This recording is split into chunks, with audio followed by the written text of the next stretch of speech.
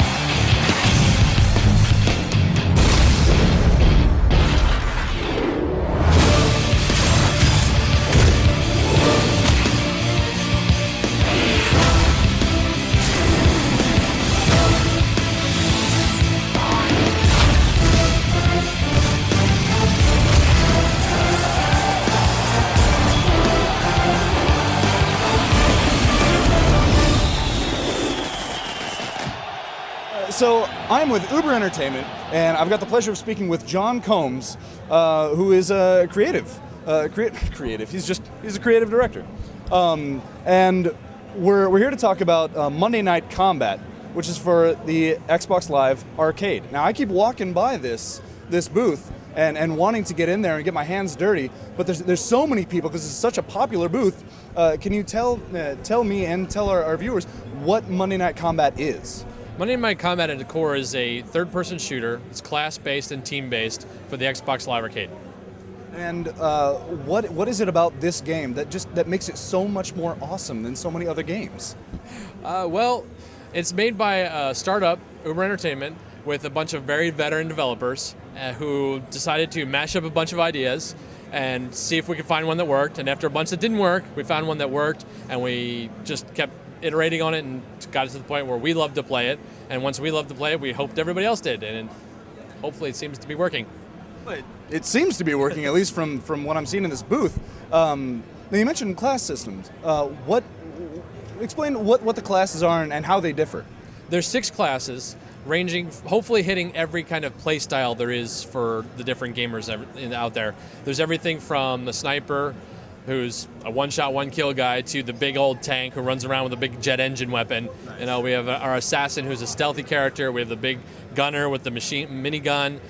We have the assault guy, who's just kind of your standard shooter, and then we have our engineer, that's kind of a tech guy / medic at the same time. Okay. And in a typical game of Monday Night Combat, do people play on teams against other teams, or is it free for all? Or I guess my question really is, how many game options are there for people to play at? Well, we're actually, one of the things that we're really proud of is it's an Xbox Live Arcade game, which is generally a small game, but we're mashing as much content and features we can. We actually have 3 game modes. We have Crossfire, which is what we're showing today at PAX. It's our 6-on-6 competitive team mode. We also have a Blitz mode, which you can play single player or co-op. And that is 1 player or up to 4 players, single player split screen, or up to 4 people on Xbox Live, where there's 1 money ball. Everybody's defending it against streams of robots coming in. You mentioned a money ball. What is that? Well, the Crossfire mode, which is shown here today, is there's 2 teams. On either side, there's a money ball. It's a big ball filled with money. And the gameplay is there's 2 streams of robots that clash, and your job is to destroy the other robots and push your robots into the other team's base. They'll jump on the money ball, bring it down, and then you can unload on it to destroy it, and then it blows up in a big burst of money. And the game's all about big money, big prizes.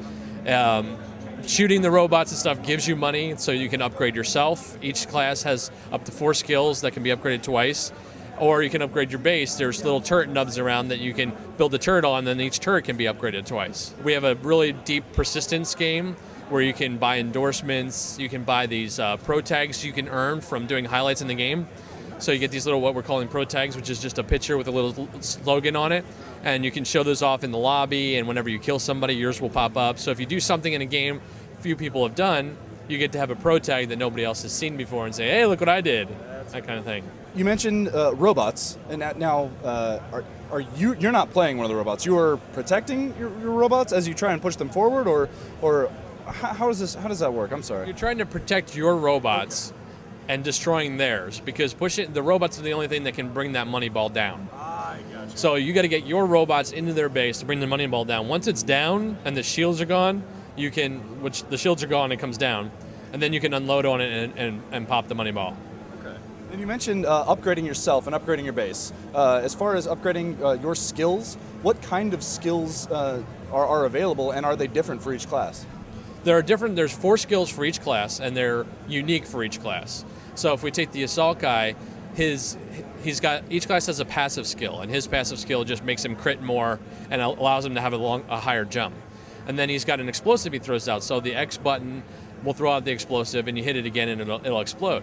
As you upgrade that, the radius gets bigger, the force of the explosion gets bigger, and you can also attach it to people. So you can throw it out, and they'll be running around with this grenade pulsing on their head, and you hit it. You can let them run around with it all you want, and then you hit it, and they die. It blows up and they die. And then he has the ability to fly. His Y skill is he lets it fly, and as you upgrade that, it lets you fly longer and a little bit faster. And then the red skill is a charge, so he puts his shoulder down and charges through stuff. When you upgrade that to level 6, to the third level, not 6, third level, if you hit the charge, hit another player, you'll do like a big grapple punch move that can wring somebody out of the arena. So all these skills get more and more powerful as you upgrade them. And you had mentioned a single player earlier. Now, does this mean that you can play it offline, or is it a game that is always online? You can play our Blitz mode offline by yourself or split screen. However, you can have 2 people split screen go online and play 2 of you on the same team online as well. Yeah. I love that ability, because if I want to play with somebody and there's no offline, that's fine, but at least we can play together and play and annihilate people in another country. Yeah. And you'll be able to annihilate as many robots as you can possibly want. Now, do the robots, if say my team is just destroying the other team's robots, do their robots respawn after a time, or is it like you've got this many, if you lose them all, you're screwed? No, the robots constantly respawn. Oh. They constantly respawn. There are what we call the really big robots. They're called the jackbot. At set intervals, they will spawn themselves, and that gives the players a really big opportunity to push in hard, because they take a while to get down. If you can take down the enemy's jackbot quickly and keep yours alive, that's a really big advantage. You also have the ability, there's things in the world you can spend your money on. You can also spend the money on your own spawner, which will spawn unique robots. There's robots that will run and grapple other players. There's kamikaze robots that will fly down and blow things up. There's robots that will drain the skills out of other players. There's shelling artillery robots that you can spawn. There's cloaked robots that will run up and jump at people, the little gremlins.